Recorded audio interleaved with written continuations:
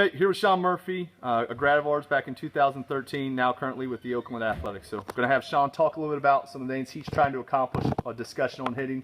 Murphy, if you could, talk a little bit about your process going into your breathing, what you're trying to accomplish. Breathing is one of the most important things I want to accomplish every at bat. When I step into the box, I want to make sure my heart rate's low and I'm relaxed, and the best way to do that is to take deep breaths. And I like to time my breaths and sync my breaths and have the same breaths every time. So what I do is I step in, I dig in, and I tap the plate and I exhale. Then I inhale, exhale, and inhale. And then from then, I'm just going to time the pitcher. So what I want to do is when the pitcher's coming to when he's coming up and he's lifting his leg, I want to be inhaling. And then when the ball is coming in and when I'm swinging, I want to be exhaling. I don't want to be holding my breath and tightening myself up. I want to be relaxed and loose and at the lowest heart rate I can do. And I get all that through breathing. Okay. You talked with some of our guys, especially our younger guys, about vision and some of the things that you've worked on specifically over the last couple of years with like the broad, narrow focus. Could you talk about your vision and its importance? Yeah, vision is the biggest tool you have. You can't see it, you can't hit it. Eye on the ball, that's the old cliche, but it applies. So when I'm out there, I'm looking at the pitcher, I step into the box, and I want to make sure my eyes and face are relaxed, because your eyes are a muscle, just like any other muscle in your body. You want to be relaxed to work efficiently. So what I do is I just stretch out my face, relax my eyes. I don't want to be squinting. I don't want to be, opening my eyes to a point where it's uncomfortable. I want to look asleep in the box is how a lot of good hitters are described. They look very calm, very relaxed, and that's the point I want to get to. So I want to look when I'm swinging. So I'm looking at the pitcher. If it's a new guy I haven't faced yet, I might take the first pitch. A lot of times I will, to pick up on his release point. In the dugout and on deck, I'll be doing that, but I won't know, for sure until I get in the box and I see him for real. So I pick up his release point, and then, so I know where it's coming from, and then I'm looking at the pitcher as he's taking his sign and whatnot. I'm just going to use broad focus. I'm not looking at anything specific. I'm just kind of looking at him. I see his body, I see everything, but I'm not focused on anything in particular. And then as he's coming up and he's going through his motion, as he gets to release point, I want to narrow in my focus. So I'm going to start broad and then go narrow. I want my focus to be as sharp as it can be as he releases the ball, so I can pick it up as quickly and as early as I can. Okay. Talking about, we've gotten into your process a little bit, but when do you feel your at bat actually starts when you're trying to get in the box? When does that officially start for you? I mean, obviously it starts, before the game. It starts when, I walk in, I see the scouting report, and I get a little bit of video on the guy that we're going to face. Obviously, you might not have that kind of information available, but you can see him out in the bullpen working, and you know what kind of arm slot he's coming from, he's throwing hard, what pitches he throws. But I'll take the scouting report and the video, and I'll know what he is.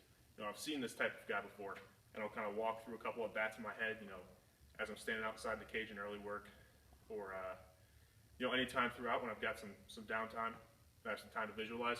So I guess that's when the at-bats start. As far as pre-game, we get out there. He's taking his warm-up pitches to start the inning. It's the first inning.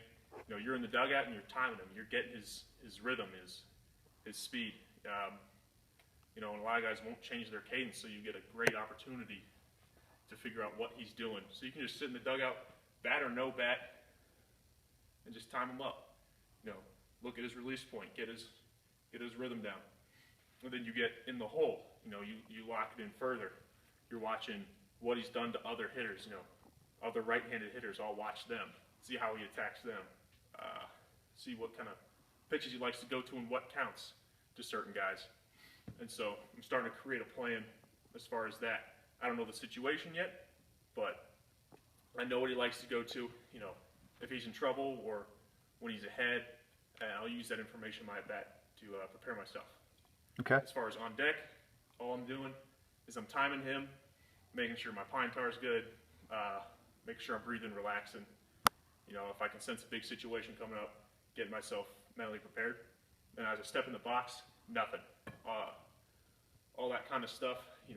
If I'm in the box, I've got a basic plan. I know what I want to do with it. But all I'm doing is I'm just seeing it and hitting it. That's it. Okay. When we talk about swing path barrel goals, now we're actually getting into the swing process, the mechanics.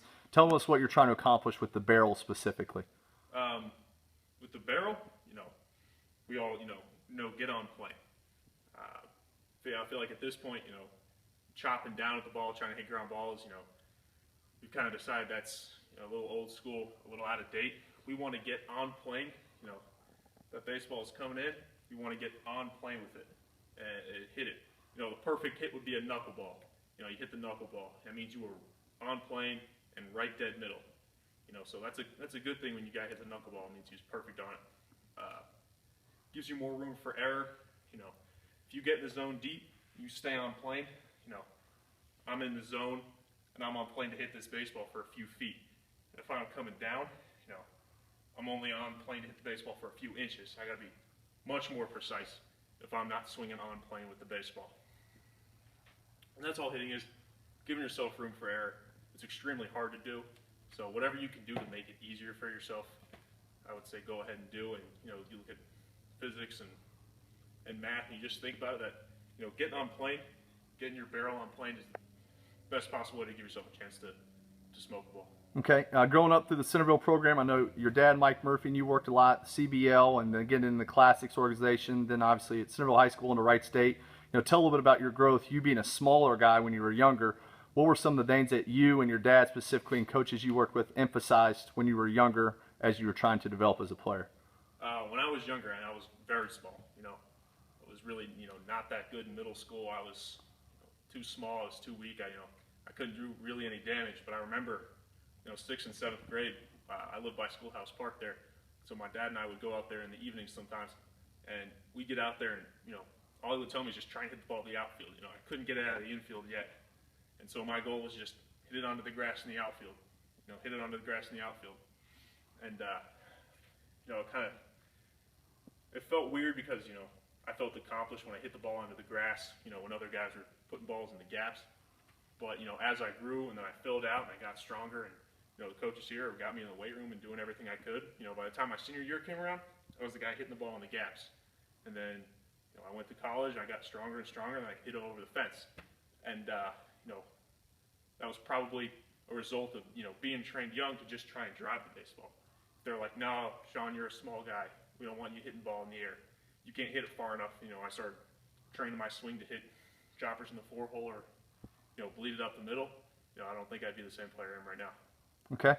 Closing words, if you had to give one little piece of advice to a young guy, especially coming up through our program, is there anything that you feel that you think could be valuable to them in regards to insight, development, growth, whether it's a baseball player or as a person in general? Just have fun. Baseball, I know better than a lot of people, how much time it takes up. It's been, one of the, highest priorities in my life for a long time. And if it's not fun, you're not going to enjoy it, you're not going to be successful. I've been lucky that, I grew up with great guys and teammates that I've been lucky to have that made the game fun. I've never really had coaches, that sucked the fun out of the game. I'm very grateful for that. I always looked forward to going to practice, and I think that's a big deal. You get guys, talking about how they want to go home. It kind of leaks into the other guys, and the fact that we had fun growing up, from 3rd grade on, made this an enjoyable thing for me and made me want to keep doing it. Okay. That's all I got. Thank you very much.